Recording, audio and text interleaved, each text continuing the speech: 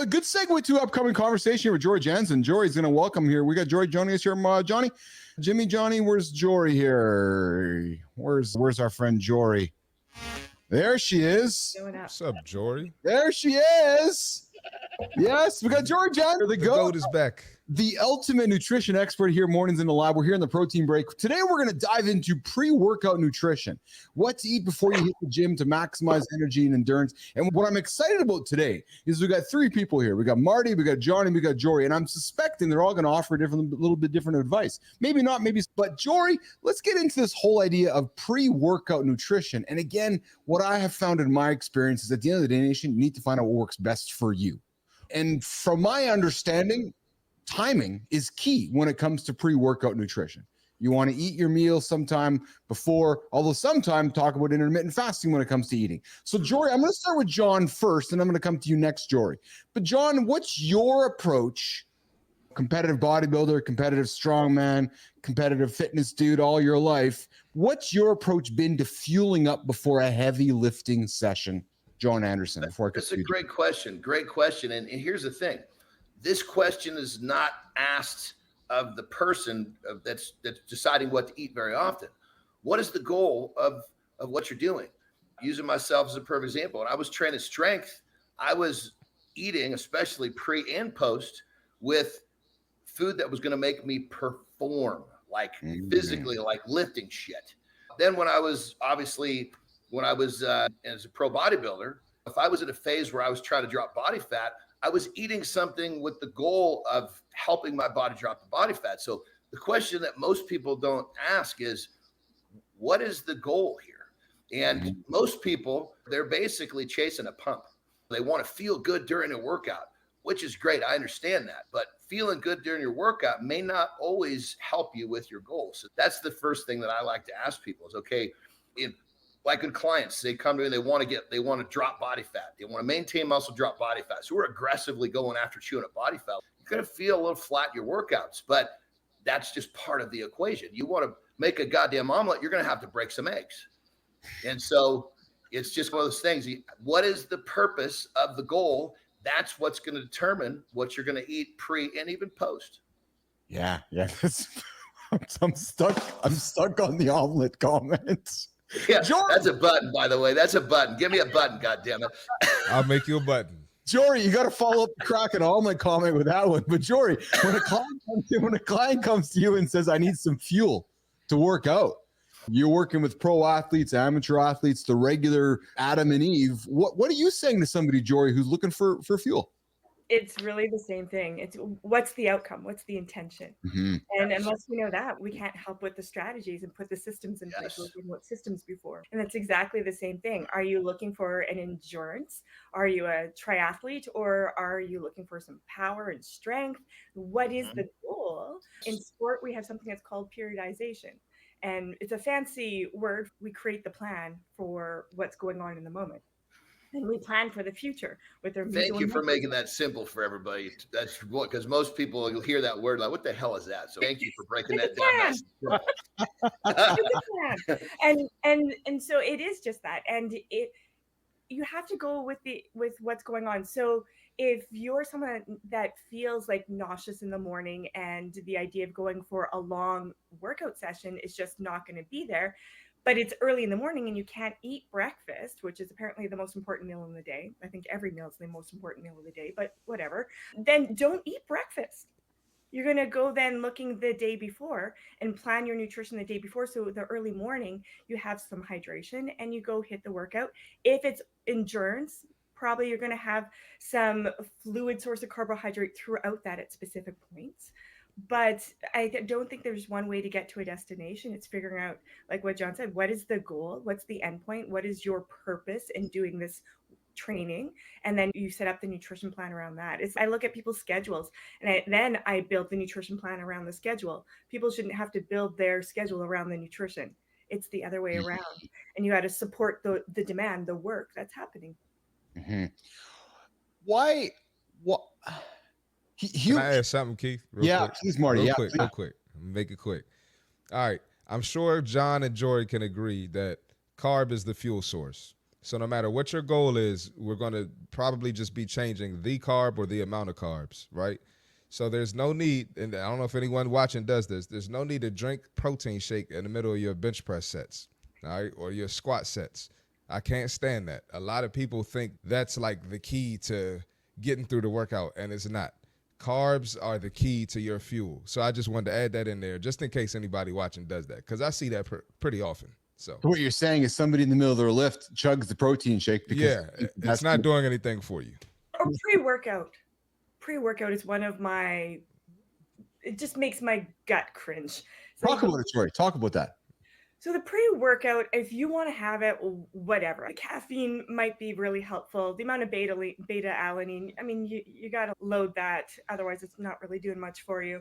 It's a liquid. That's great. But there's no magic to a pre-workout. Most of it is just crap. It's mental. Jory, let me jump on this train with you because I'm feeling the same way. And here's the thing that most people train in after work in the evening. And so they're taking this pre-workout. They're getting all fucking hopped up. And then they have a workout. The pre-workout's hitting. And then they go home. They can't go to sleep. Well, if your pre-workout is keeping you from sleeping, you got to rethink what the fuck you're doing. Excuse my language, but Jesus Christ, sleep is the truth. There is no pill or a potion that is going to outdo sleep. So if you're one of these dudes that's going home and wondering why, even if you're sleeping, but it's not good sleep, you got to wake up though, Johnny. They got to wake up, Johnny. They had a long day at work. They got to wake up. And keep in mind, there's so many other ways to wake up besides polluting yourself with a bunch of stimulants that really, when it comes down to it, it's, again, I recommend a pre-workout to someone on that day where you didn't sleep, but not the one you didn't sleep from your goddamn pre-workout.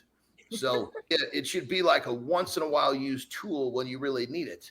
But yeah, so sorry, Jory. I needed to join you on that train. That's good though. Yeah, no stories. It's all good. I also think that people need to understand what are you doing? If you're going for a run versus going and lifting weights, you're going to fuel differently just because your gut needs to be able to relax, right? So if you got a bunch of food in your gut because you're fueling for that run, now you're hammering away and that gut's crushing, it's coming up. Or it's coming out. You get to decide what you want to happen in that run, but fuel appropriately before a run 3 to 4 hours. So if you're running early in the morning, I'm not getting up 3 to 4 hours to have that full breakfast. It's just not going to happen. But if you're going to go and do some resistance training, depending on what you're doing, but you can probably handle a little bit more protein and fibrous carbohydrate versus going for a run. So just take a look at what is it that you're doing and also what's the outcome. And on that level, Jory, would you agree that if people start to eat real whole foods, that they'll be able to digest more efficiently so they have the ability to eat closer to their workouts? So many people like, oh my God, if I eat even 2 hours away from my workout, I can't do it. That's because you put a bunch of gravel in your stomach. Your body's got no idea what to do with your shit you just put in there. I love it. Yeah. And you can absolutely, just like we can like train our minds to work differently, we can actually train our gut to handle the nutrition. Yes. Marty and John, before we wrap this segment up, I love this segment. You guys drop nuggets every single day with this segment when we do this. Talk to our audience, talk to Business Athlete Nation about somehow learning patience within the process of fueling yourself before your workout. What I mean by that is that encourage somebody, give them something to think about, which is, okay, try something today, try something tomorrow, try something Wednesday, be patient, try it. And Johnny, I know you're all about trying things, but we all want quick fixes. What I'm getting at is, Jory, give somebody right now the impetus to be patient with their process of what's going to work for them to fuel themselves. Am I making sense, Jory? Because I think we always overcomplicate everything. Encourage somebody to be patient, Jory.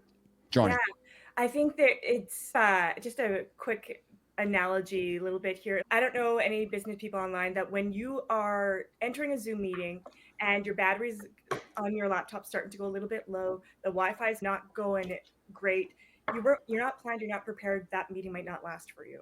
And that's not cool. So you want to make sure that you're Like you're charged up the way you need to be.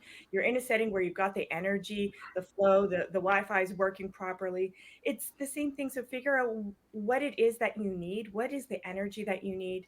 So I like to ask a lot of my clients, what's one thing you can start doing? Can you eat a banana in the morning? Know that you think that makes your gut hurt. Okay, don't do the banana. Can you do a small smoothie, whatever that might be?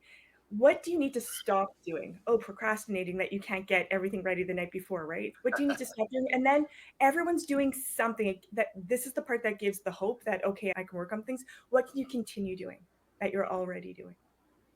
So if you start setting yourself up for success, not failure, then you're more likely to show up. And my husband said, he goes, Jory, you're getting up on a holiday. What are you getting out of this? I said, I think I feel valued. That's why I'm getting up and letting the rest of my family sleep and come show up. Last night, it was 11 p.m. and my daughter's, Mom, we didn't work out for a couple of days. I think we should go down and do something. I'm like, oh, we had Thanksgiving dinner a good 4 hours ago. I probably can handle doing something. So we went down and did our workout. And so it's finding your community, finding what it is that you're already doing well. Find out something that's tripping you up and start figuring out the systems that need to be in place to keep you accountable within your community. I think that's where can you start? I appreciate that, Jory. And listen, we appreciate your very much value here this morning and every day you come on the show here. So thank you for showing up here. Johnny, quick little bit of advice before we wrap up the segment. Johnny, what would you say to somebody who is looking to figure this out and endure the process? First off, I want to say everything Jory said is right on the money. And you asked for patience and building patience. That was a great answer. Obviously, I'm going to come from the different side of the equation because people don't want to be patient. And I like to make things simple. So I'm going to factor those two elements into the equation. The average person eats so many processed foods. The body has a really difficult time processing that shit, which means something you ate yesterday that's processed, your body's still wrestling with that. If you want to try to you want to make some progress with a little faster, maybe you're like, okay, I'm going to do everything Jory said, but I want to do something that's going to get me some results quickly. If you eliminate the processed foods, your body's digestion and processing time will go way down, and you'll feel much, much more comfortable with physical activity closer to the time you eat, which is going to give you a huge jump start on figuring out your formula, because everybody's formula is different. Just like Jory alluded to earlier, your formula is different. So eliminate the processed foods. It's going to put you a whole new realm of understanding what you got to do, and you'll make progress much faster that way. One simple step for big forward progress. I like that. Hey, Marty, before we wrap it up, any closing comments from you, brother? Got the 5 Ps. Proper preparation prevents poor performance. So just like Jory said, yes, you got to prepare. So you prepare the night before. You're not scrambling. You're not up watching Netflix all late. All right, watch your Netflix earlier so you can meal prep and get everything together. So you're in control of everything. Awesome. Jory Johnson, coach, our nutrition expert, our food expert, somebody who brings value every single Monday, Wednesday, Friday for the protein break here as we build up this show, Morning in the Lab with Keeping Friends. Jory, what do you got going on the agenda with the family today? Jory. It's my dad's birthday, so a little bit of that. And I think just prepare for the week. I've got a little bit of work to do with some pro athletes because they have time today. So I make time. That's my day. Awesome. Let's go. Jory, we appreciate you. Thanks for coming in this morning. Thanks for getting out of bed and letting the family sleep and hanging out with us for a few minutes this morning. Jory? Awesome. Thanks, you guys. Awesome. Thank you, Jory.